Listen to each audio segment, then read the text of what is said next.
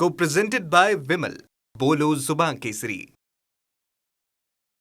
गेल्या 5 दिवसांपासून बीड जिल्ह्यामध्ये मोठ्या प्रमाणात डिझेलचा तुटवडा जाणवतोय. सध्या मी अहमदपूर अहिल्यानगर या राष्ट्रीय महामार्गावरती आहे आणि जवळपास 30 किलोमीटरच्या अंतरामध्ये 15 ते 20 पेट्रोल पंपावरती कुठेही डिझेल उपलब्ध नसल्यामुळे नागरिकांचे मोठ्या प्रमाणात हाल होत असल्याचं पाहायला मिळतंय. मोठ्या अडचणी निर्माण झालेल्या आहेत. एकीकडे शेती मशागतीची कामे सुरू झाली असतानाच शेती मशागतीसाठी सुद्धा डिझेलचा साठा उपलब्ध नाही, तर रस्त्यावरती चालणाऱ्या वाहनांना देखील अनेक ठिकाणी डिझेल उपलब्ध नसल्याने मोठ्या अडचणींचा सामना करावा लागतोय. बीड जिल्ह्यामध्ये डिझेलचा मोठ्या प्रमाणात यामुळे तुटवडा असल्याचं आता स्पष्ट होत आहे. पुरवठा विभागाकडून अशा प्रकारची परिस्थिती नसल्याचं सांगितलं जात आहे, मात्र आपल्याकडे या संदर्भातला अधिकचा डाटा नसल्याचं आणि त्या संदर्भातली माहिती नसल्याचं देखील पुरवठा विभागाकडून सांगण्यात आलं. या संदर्भात आम्ही अधिकची माहिती घेऊ, ग्राउंडवरचा रिपोर्ट घेऊ आणि यानंतरच आपल्याला माहिती देऊ असं देखील सांगण्यात आलंय. मात्र सध्या जर बघितलं तर ग्राउंडवरची परिस्थिती अतिशय भीषण आहे. बीड जिल्ह्यामध्ये मोठ्या प्रमाणात डिझेलचा आणि पेट्रोलचा देखील काही ठिकाणी तुटवडा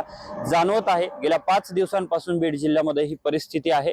गेल्या 5 दिवसांपासून मोठ्या प्रमाणात हा डिझेलचा तुटवडा जाणवू लागला आहे आणि आता अहमदपूर अहिल्यानगर या राष्ट्रीय महामार्गावरील जवळपास 15 ते 30 किलोमीटरच्या अंतरामधील या पेट्रोल पंपांवरती कुठेही डिझेल उपलब्ध नसल्याची परिस्थिती पाहायला मिळते.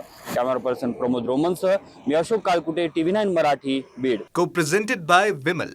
बोलो जुबान केसरी.